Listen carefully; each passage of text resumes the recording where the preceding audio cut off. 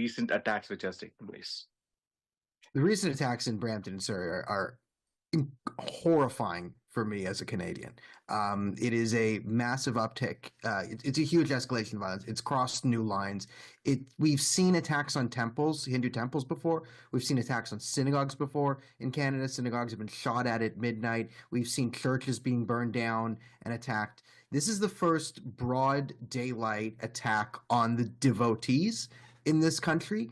The response from the police was disgusting. They acted as the arm of the Khalistanis. They attacked the Hindus. They did not push the Khalistanis off. They were attacking the Hindus in their own mandir. People from Peel Police were going crazy, were throwing punches at Hindus. And it's Kristallnacht for Hindus in Canada. This was utterly preventable. We saw this coming. Panoon and Sikhs for Justice were screaming that they were going to do this. They were advocating for violence against Hindus on Diwali, for celebrating Diwali. To be fair to Panoon, he claimed he wasn't being violent. He said, ask Hindus nicely to stop being Hindus, stop celebrating Diwali, and then if they refuse and continue to exist, then you attack them. This is the type of stuff. And this man is allowed to come on Canadian television, the state broadcast, and CBC, where he advocated for that every Indian Canadian needs to be examined for dual loyalties and needs to make a statement of loyalty to Canada against the Indian government, must say they're anti-Modi or else be considered a double agent. And this man was allowed to say this on the CBC while the supposedly bleeding heart liberal who is interviewing him is nodding along and smiling as he's talking about going through taking aside 1 to 2 million Canadians and examining them for their political views on Narendra Modi to see if they're really Canadians. It's insane. It's absolutely insane.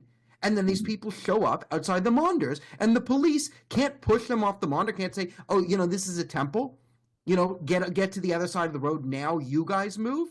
But they're tough enough to start punching Hindus because they know the Hindus won't punch back. But they know that if they start attacking the Khalistanis, well, then they're going to get whacked with some sticks, and that's a bit scary.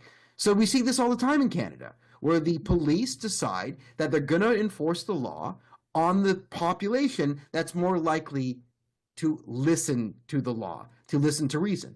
And it sets a terrible precedent. And this has been set for the last couple of years. The crazier and the more violent you are, the more you're allowed to get away with. And the more peaceful you are, the more law-abiding you are, the more you adhere to Canadian values, the more likely you are to get beaten up by lunatics. And then the even greater part is the more peaceful you are when the lunatics attack you, the more likely the police are to attack you. So this is the message being sent. There is no part of the Canadian government that our establishment has taken their side in any of this. They're making statements today. No one can name Khalistan. No one can name who the actual perpetrators are.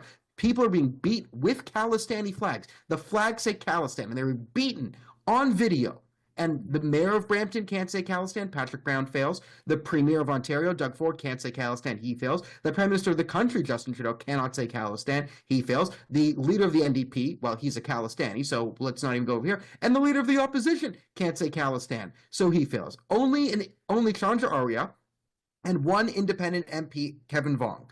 Chandra Arya and Kevin Vong are the only two elected officials in this country out of the hundreds that were able to correctly determine who was the victim and who was the perpetrator in this attack that was caught on video.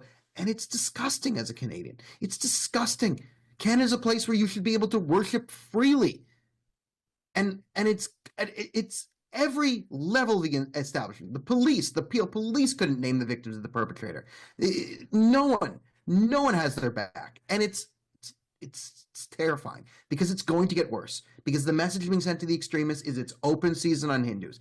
Absolute open season. Attack as many Hindus as you want and we'll arrest. For every Hindu you attack, we'll arrest one Hindu for you. That's the message being sent to the extremists, and they hear it loud and clear. So expect Panoon to celebrate, make another video, threaten to blow up some more airplanes, think of a new attack line, and then unleash his thugs on someone else. We've seen words from Justin Trudeau. We have seen Justin Trudeau talk the talk half the time. Sometimes he talks against the talk, and he actually openly endorses the terrorists, but sometimes he talks the talk. And this is a time where he has mostly talked the talk. This man has never walked the walk.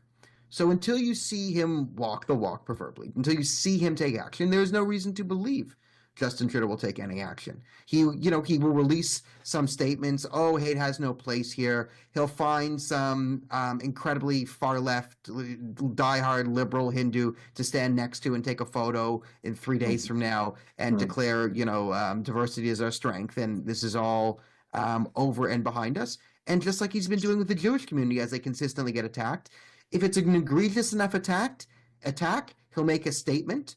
If it's really, really, really bad active anti-Semitism, he'll say it's an act of anti-Semitism. Usually if a Jew gets attacked in Canada, he says anti-Semitism and Islamophobia are bad.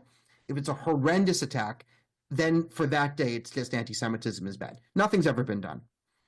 So it's par for the course. There is no prospect of the Prime Minister of Canada jumping in to do the right thing. I wish he does. I hope there's a clip of me saying all these mean things about him on the internet and it's going viral and I just look like the biggest idiot ever because the law and order has been restored in Canada by like November 5th and I just look like an absolute moron. I would love that, but betting markets are not predicting it.